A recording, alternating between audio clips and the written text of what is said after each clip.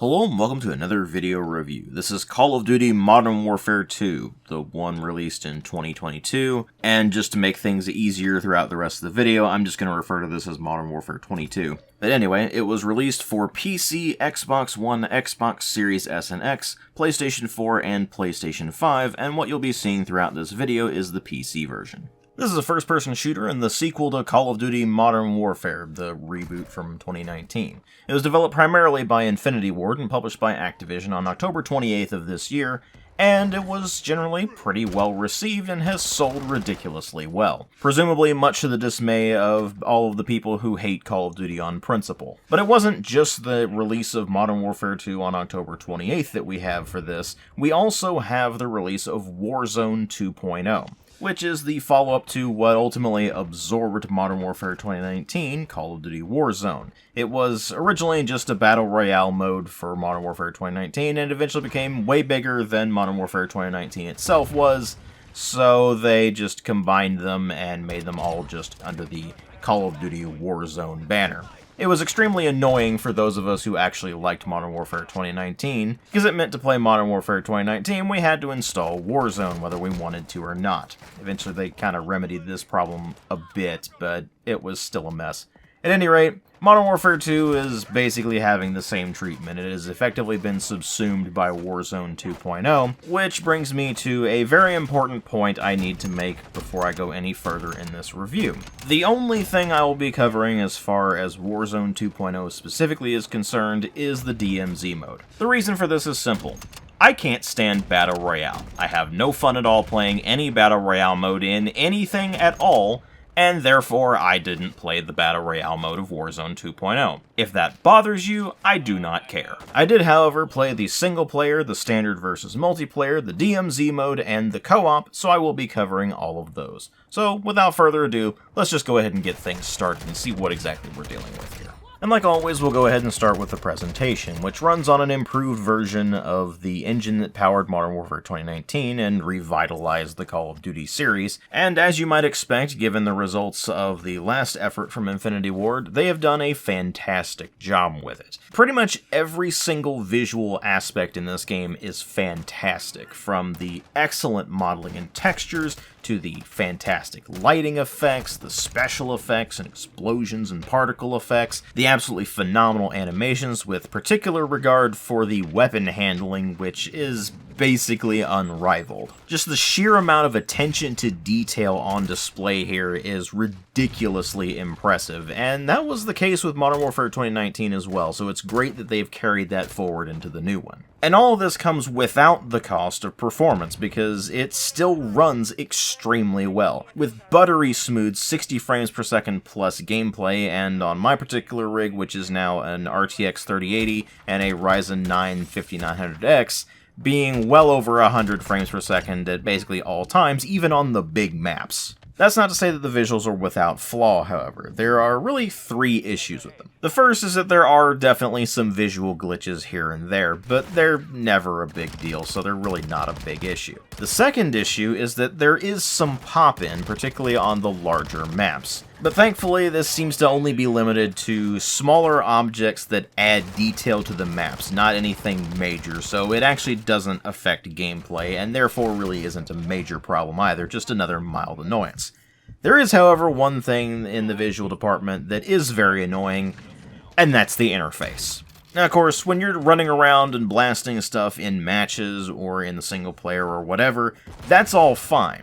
It's the interfaces for dealing with the gunsmith mechanics, the main menu, switching between the various modes.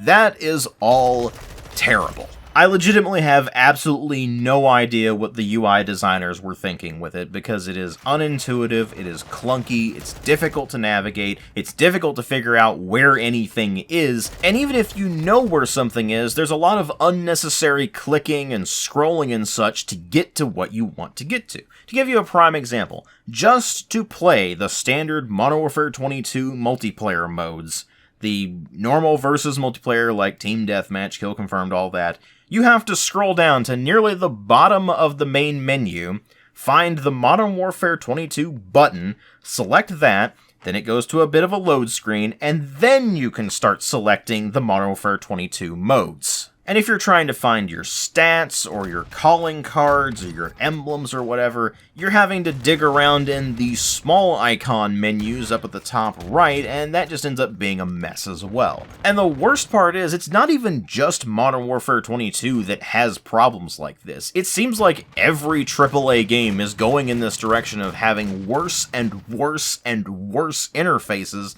that are just clunkier to navigate, more unintuitive to figure out what you're trying to do, and ultimately much less usable. Is it an insurmountable problem? Of course not. Is this the worst interface I've ever seen? Of course not. I have seen far worse interfaces than this over the years. But it's still annoying when it has absolutely no reason to be. UI designers in the AAA space these days just seem to have absolutely no idea how to actually design an interface, and I have no idea what happened there. These kinds of things were figured out decades ago at this point. There's no reason we should be running into this problem in 2022. But apart from the interface, there actually isn't much to complain about as far as the visuals of Modern Warfare 22 are concerned. UI aside, it looks great and runs great, so if they sort out the interface, then there's not really anything to complain about as far as visuals are concerned. And similarly, there's actually not really anything to complain about as far as the sound design is concerned. They've got very nice, punchy gun and explosion sounds that are just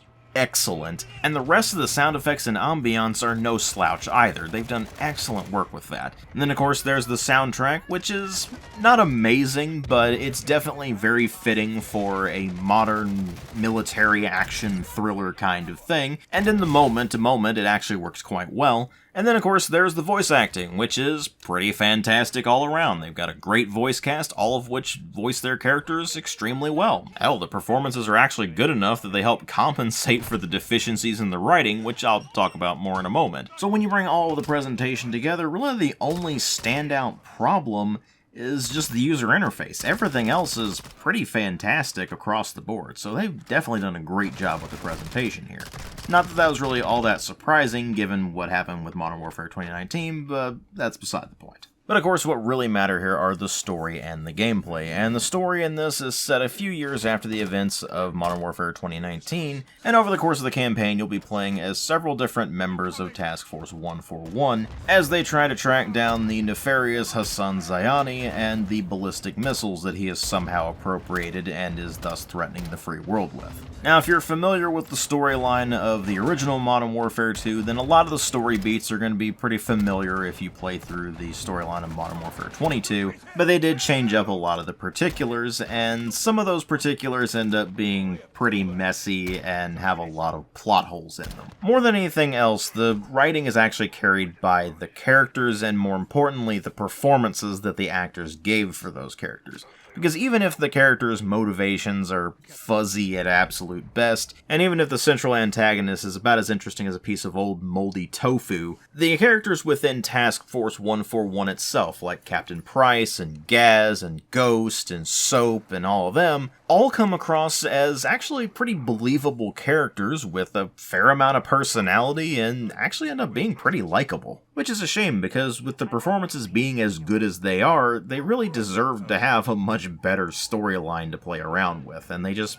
don't. The storyline in this ends up being a complete flop. But writing isn't everything here, and what ultimately saves the single-player campaign from the fairly crappy storyline is the combination of course, the fairly likable characters, for the most part anyway, and much more importantly, the gameplay. Based purely on gameplay alone, this is arguably the best Call of Duty campaign I've played in the better part of a decade. It's got a bit of everything. There's a lot of variety as you play through it. You're not just running around and shooting enemies that are shooting back at you. You're also going into vehicles, and you're doing stealth sections. You're doing long-range sniping and having to compensate for the bullet drop and such. They even threw in a sizable AC-130 gunship section, which is always a fan favorite. And more important than the simple variety on display here is that the game doesn't treat the player like an idiot as far as its gameplay is concerned. it's perfectly fine with the player going about objectives in multiple different ways. Do you want to go in through the skylight? Do you want to go in through the front entrance? Do you want to go through the back entrance? In some of the missions, that kind of thing is entirely up to the player. You can go about it in whatever order you want, and the game supports that. And while there are certainly a few sections of the game that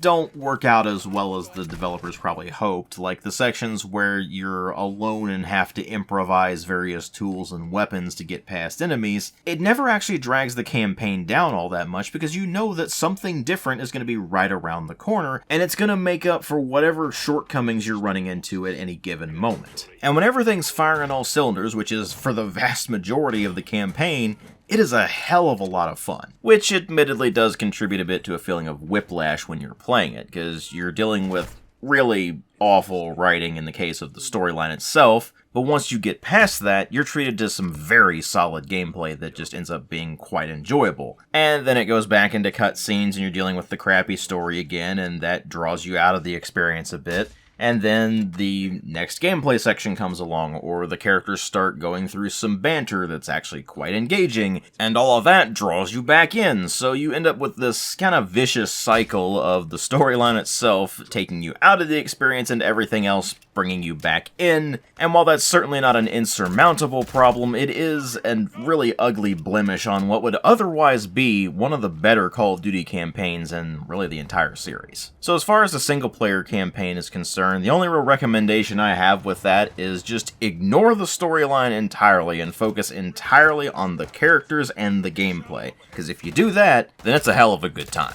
But it's not all about the single-player campaign. There's also the multiplayer to consider, and that's split into co-op, standard versus multiplayer that we expect from Call of Duty, and Call of Duty Warzone, which again, I'm only going to be talking about the DMZ mode. And I'll go ahead and start by talking about the co-op, which is only 2 players this time around, as opposed to having up to 4 in Modern Warfare 2019. And while you might look at those numbers on paper and think to yourself that they just downgraded the co-op experience, that's not necessarily the case, because the co-op experience of Modern Warfare 2019 was really not good. It was just kind of a mess. The scenarios were a bit unfairly difficult at times, and it just ended up being really unfun. The co-op experience of Modern Warfare 22, on the other hand, is actually pretty solid. It's still not really amazing or anything, but it is a drastic improvement over what we saw in Modern Warfare 2019, even though the player count has been reduced to 2 players instead of 4. It is also worth noting that there aren't very many missions available. The game only shipped with 3 of them, although they did add in a couple of extra ones after launch with the Season 1 update. And it wasn't really until the Season 1 updates missions that they started to really branch out and do some interesting things with it. The 3 missions that the game launched with are solid, but nothing really all that remarkable. One of them is just a wave defense mode where you're defending a couple of different positions and you need to fight off waves of enemies and prevent them from destroying those objectives. Another mission requires you to destroy some SAM turrets, and then the other mission requires you to find some radioactive materials and secure them. They're all serviceable missions, but nothing really all that spectacular. And then the Season 1 update happened, and they introduced a variant on the wave defense mode that has gun game mechanics, in the sense that your weapon randomly switches out with something else every 30 seconds, and that gets pretty chaotic. But that's just a variant of an existing mission, and the real star of Season 1 is the High Ground mission, where one of the players is running around on the ground with an infantry squad with them and trying to complete some objectives, specifically destroying some enemy servers and collecting hard drives from them, while the other player is in an attack helicopter and is providing air support. Needless to say, that is considerably more interesting than the other missions that are available, which are all pretty straightforward stuff that's fairly similar to what we saw in the previous game. And it begs the question of why they didn't stack the release with more missions like that are much more varied and provide some more unique experiences than just, here, have a wave defense mission, or here, have a mission where you go find a few things and then extract, or go destroy a few targets and that's it. The end result with that is, sure, the co-op is definitely quite a lot better than what we saw in Modern Warfare 2019, but the fact that it took until Season 1's update to bring a really interesting mission to the lineup, and the fact that there are just so few missions available to begin with, screams that the co-op was really just an afterthought, much like it was with Modern Warfare 2019, although certainly less of an afterthought. And unfortunately, there's just not a whole lot that'll keep you going back to the co-op after you've played through the missions a few times. I mean, sure, there's a few unlocks you can get for things like character skins and some weapon blueprints, but you end up with a situation where the grind you have to go through in the co-op mode to get those things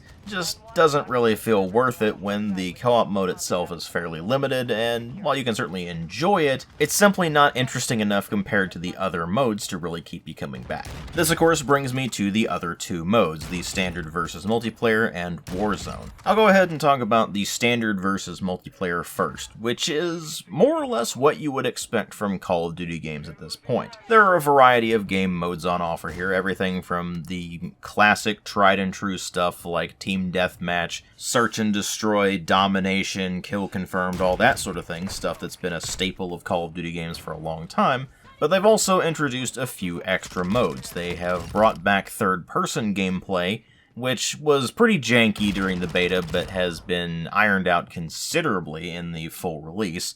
But it's still just standard game modes, but in third person as opposed to first person. And then there's also a couple of new modes in the form of Prisoner Rescue and Knockout. These are both limited life modes in the sense that when you go down, you can be revived by a teammate, but only once per round. If you go down a second time, then you're out for the remainder of the round. And the objective is that in the Knockout mode, there is a money bag somewhere in the map, and in order to win, your team needs to be holding the money bag at the end of the round, once the timer expires, or you need to eliminate the enemy team. Similar idea for the Prisoner Rescue mode. One team is guarding two prisoners, and the other team is trying to either eliminate the team that's guarding them, or get both of those prisoners to the extraction point. And while neither of those modes are groundbreaking or anything, they're certainly nice additions to the lineup. They are fun modes, and they are worth playing if you manage to get into a match of them. And while the hardcore modes, where limited heads-up display as well as much higher damage or lower health, whichever you prefer to say, weren't available in the game on launch, they did introduce those with the Season 1 update, although for some baffling reason they renamed it Tier 1 mode. Mechanically, it's basically the same thing as the hardcore modes used to be in previous Call of Duty games, and while they're just a variant on the standard gameplay modes, they are certainly a nice enough addition if that's your kind of thing. It's just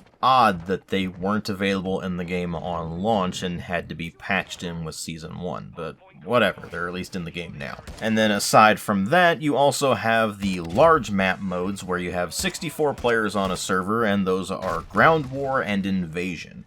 Ground War returns from Modern Warfare 2019, and it's basically the Battlefield-style conquest mode, only at this point, Call of Duty's doing it a hell of a lot better than Battlefield is doing, which is just pathetic on DICE and EA's part, but that's beside the point. And the Invasion mode is basically just a big team deathmatch, only there's a bunch of AI running around that also count as a small number of points, and that's fun for a bit of a diversion and if you're trying to level up weapons, but other than that, it's not really all that interesting of a mode. Regardless of which mode you're playing, however, whether it's one of the 6v6 or 5v5 modes or one of the 64-player modes, they've done a very good job with the overall gameplay experience. They took the absolutely fantastic gunplay from Modern Warfare 2019 and refined it just a bit more than they had in the previous game, resulting in all of the weapons generally feeling quite good to use, although some of them have more nuanced uses than others, and some of them really benefit from a few specific attachments that you still have to unlock using the level-based unlock system that we've seen with previous Call of Duty games. Although unlike in the previous games where you would unlock each individual attachment for each individual weapon as you leveled that specific weapon up,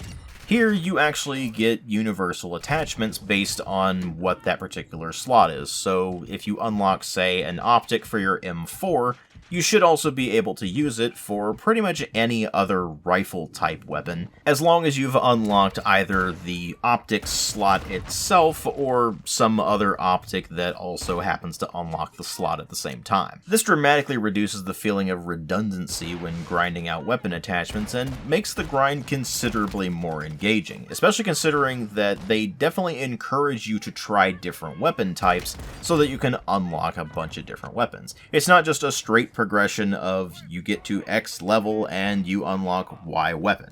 Now, you have some weapons that unlock based on level, of course, but you also have a variety of weapons that are based on weapons that you already have unlocked. The idea here is that you have weapon families. So to give you a prime example, when you unlock what is called in the game the Lachmann 762, which I'm not going to call it that anymore, it's just the G3, it unlocks that weapon family, and as you continue to level up the G3, you will gradually unlock different weapons based on the same mechanics. So you'll unlock the MP5 eventually, which is a submachine gun. You'll unlock the HK53, which is a 5.56 assault rifle variant. You'll unlock the HK21, which is the light machine gun variant, and eventually you'll also unlock the PSG-1, which is the sniper rifle variant. Although in this particular game it's classified as a marksman rifle, but whatever. So as you continue to level up your weapons, you're given incentives to try out the new weapons that you're unlocking, because those will lead to unlocking further weapons and, of course, additional attachments that you can use on other weapon types as well. And while the awful interface makes that a bit difficult to navigate and a bit difficult to figure out exactly where you're trying to plan out your next route of unlocks goes, the unlock system itself is still a lot more interesting than what we saw with previous games, where it was just, you get to X level, you unlock Y weapon, and now you have to grind out all the attachments on that weapon if you want to make it viable. And after the introduction of Warzone 2.0, they also introduced some additional unlocking mechanics, in the sense that you can extract in the DMZ mode with particular weapons that you don't have unlocked, then that will actually bypass the requirements in the standard multiplayer and let you play the multiplayer with that weapon unlocked, as if you had completed those requirements already. And while it certainly seems a bit odd at first, it's actually pretty neat and works pretty well. Aside from the weapons and how they unlock and all the attachments unlock and such, there's also the changes they made to the perks system, which now has 4 slots,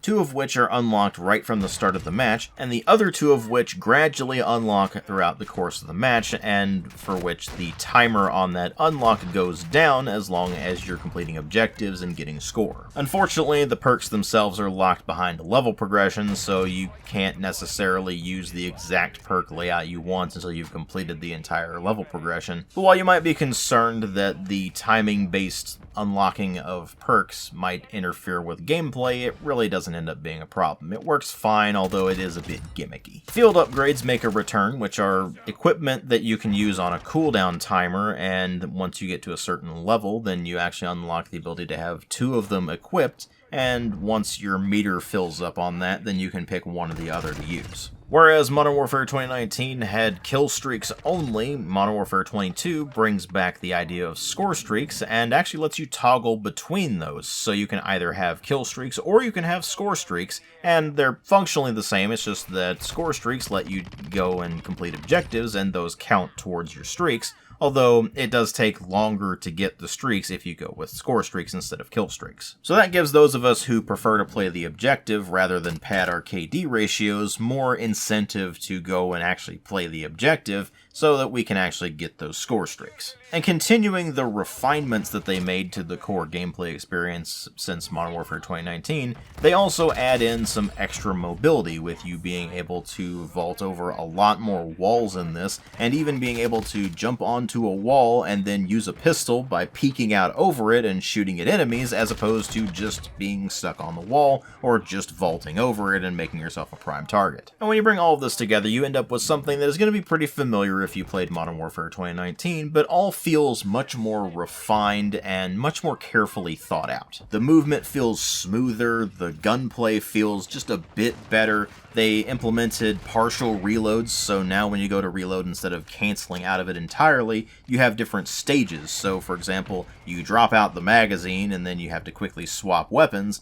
Well, when you go back to whatever weapon you had previously, you don't start the reload over entirely. You just stick a new mag in and then rack the charging handle or slap the bolt release or whatever the case may be for whatever weapon you're using. Or if you managed to get to the point where you had the magazine inserted, but you didn't get to the point where you rack the charging handle or slap the bolt release or whatever, and you had to switch weapons, when you go back to that weapon, you just slap the bolt release or pull the charging handle or whatever, and you're good to go. It's an idea that takes some getting used to, but once you get used to it, it actually is fairly intuitive and works quite well. And the end result of all of this is that fast-paced, action-packed gameplay that we've come to expect from Call of Duty, and it generally feels excellent across the board. And despite what you might see from a lot of players complaining about map designs, in this, the map designs are mostly fine. There are a couple of them that aren't particularly great, but none of them are bad. And none of them are certainly anywhere near the level of, say, Piccadilly in Modern Warfare 2019. That map was atrocious. And thankfully, it's not all 3-lane garbage like Treyarch tends to do. It's all pretty varied and has some interesting flow to it. So the standard multiplayer is all very solid and has a lot of fun to play. But what about the new Warzone 2.0? Well, I'm not going to talk about the Battle Royale part because I don't care about Battle Royale, but DMZ is interesting. It's basically Activision's attempt at copying the gameplay style of the likes of Escape from Tarkov or Marauders, or to a much lesser degree something like Hunt Showdown. This is a sort of subgenre of first-person shooters that people are taking to calling extraction shooters, where the idea is that you're dropped into a map either solo or with a squad, and you need to go around the map and loot things and complete objectives, if there are objectives to complete anyway, and then once you've done all that, you take whatever ill-gotten gains you've found and make your way to an extraction point. And if you manage to survive there long enough to either deplete the timer or whatever the case may be, then you extract from the map with whatever your ill-gotten gains were, and if that happened to be particularly good guns or something, then you can bring those into your next deployment, or put them into storage and save them for later, or something like that. The DMZ mode is along the same lines, but it is considerably more casual than the likes of Escape from Tarkov, or Marauders, or Hunt Showdown. They give you a random selection of weapons to start with, and you also get 3 insured weapon slots that gradually unlock as you complete the various missions that are available to you.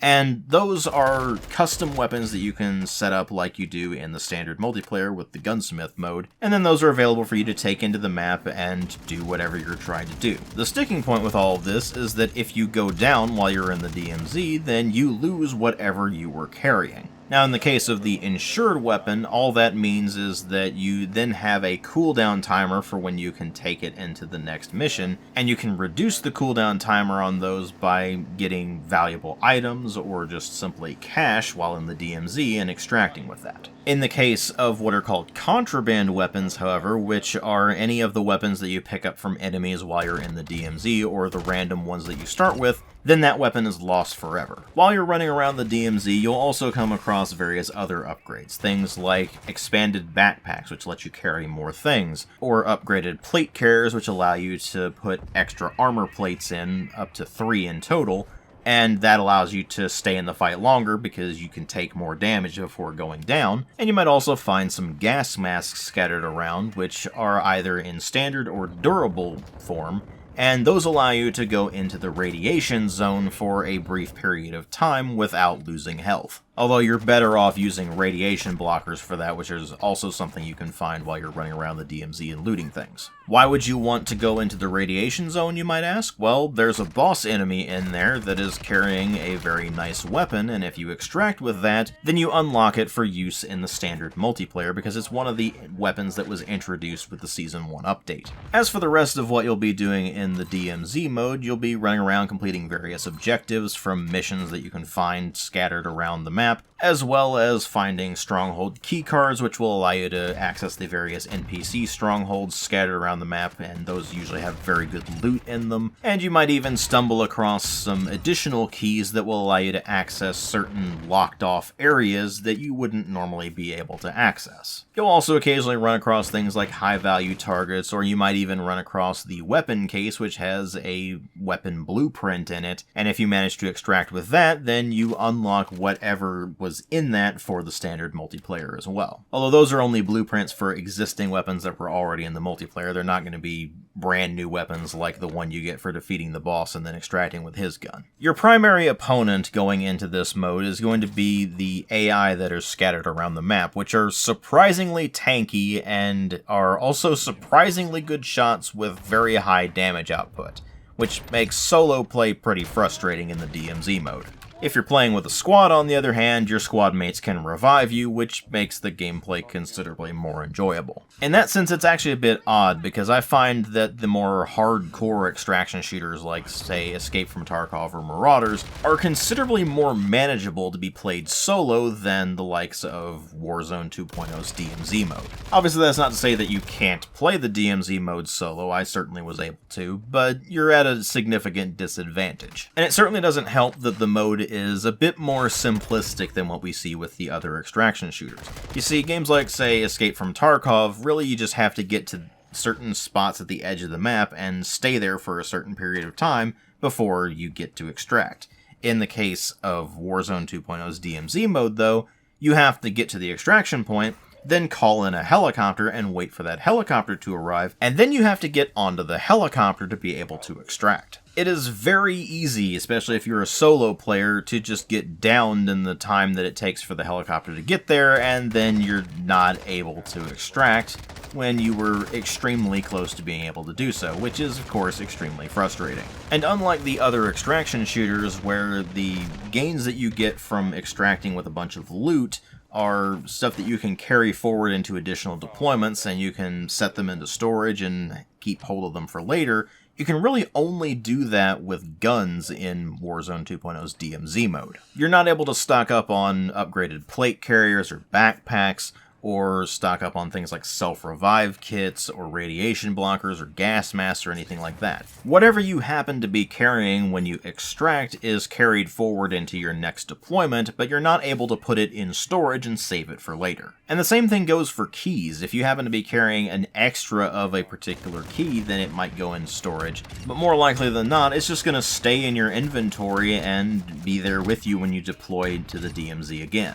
And on top of that, all the valuable items and cash due are either go directly into completing various faction mission objectives, which are missions that you can take into the DMZ with you, or they are just converted into reducing the cooldown timer on your insured weapons. You're not able to stock up on funds and then use that to purchase equipment to take with you into the DMZ. You just go in with whatever you happen to be carrying and, well, good luck, you're gonna need it. The end result of all this is a mode that is certainly functional as an extraction shooter and is certainly a lot easier to pick up and play and enjoy than the likes of, say, Hunt Showdown especially, but even to a lesser degree something like Escape from Tarkov or Marauders, but it doesn't have quite the same longevity that something like Tarkov or Marauders have. In those games, the loot matters a lot more. In Warzone 2.0's DMZ mode, on the other hand, it's all a lot more fleeting, and while it can be enjoyable, it's just not going to have the same lasting appeal. Although, if you were interested in Marauders or Escape from Tarkov or other extraction shooters and wanted to test the waters, then DMZ mode in Warzone 2.0 will certainly fit the bill there. It'll at least give you an idea of what that gameplay style is like, although it is a very different experience than what you would see in the likes of Escape from Tarkov or Marauders. And that brings me to something that is very important to mention here. There is a significant distinction between Warzone 2.0 and Modern Warfare 22. Warzone 2.0 is free to play, although if you are going with the free to play option there, all you're getting are the Battle Royale mode and the DMZ mode. If you want the single player campaign, the standard versus multiplayer, and the co-op, then you have to purchase Modern Warfare 22, which is $70 US or your regional equivalent. And that's for the Standard Edition. They're also selling the Vault Edition, which is either a $30 upgrade for your $70 Standard Edition, or just $100 US, or your regional equivalent, for the full-on Vault Edition. What does that get you? Well, it gets you a few extra character skins for the multiplayer, and some weapon skins for the multiplayer, and the Season 1 Battle Pass with 50 tier skips. Here's the thing about the Season 1 Battle Pass with 50 tier skips. That's only really useful if you're interested in the things in the Season 1 Battle Pass.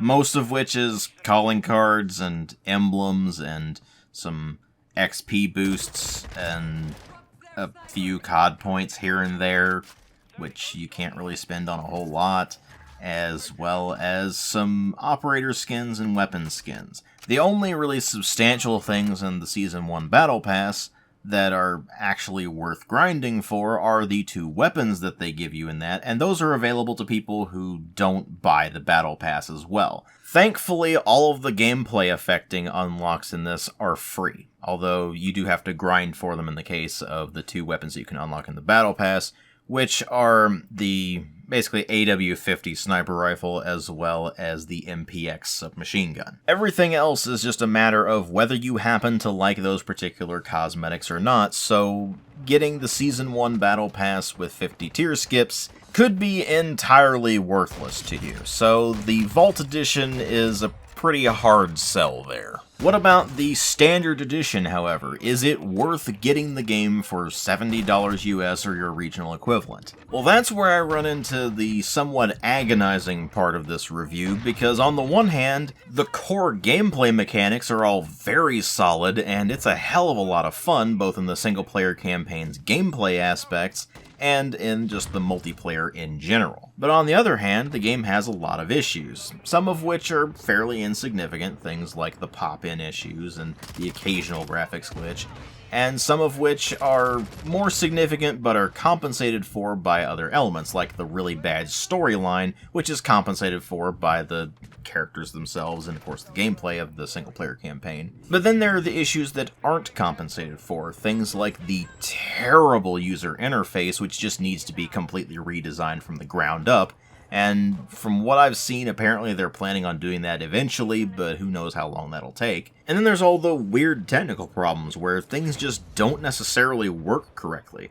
I mean, to give you a prime example, one of the calling card challenges is to get 100 headshots with battle rifles, and I found out that the only battle rifle that actually counts for that is the G3. None of the other battle rifles count towards that, and upon further inspection, it seems like it has something to do with whatever the first weapon in a weapon family unlocked is. So in the case of the G3, the first weapon you unlock in that weapon family is the battle rifle, and so it counts towards the challenges, whereas, say, if you're using the battle rifle that you unlock as part of the SCAR platform, then it doesn't count because you unlock that after the initial receiver, which is the SCAR L, which is an assault rifle. It's just one of those weird oversights that they should have ironed out well before launch, but it's still a problem even after the Season 1 update and even after they've put out a few patches since then. And that's really the big problem I've run into with Modern Warfare 22 in general. It's that it has a lot of small, weird issues that are really annoying on their own, but are never enough to tank the entire experience. And even if you combine all of that, it's still never enough for me to outright recommend against picking up the game.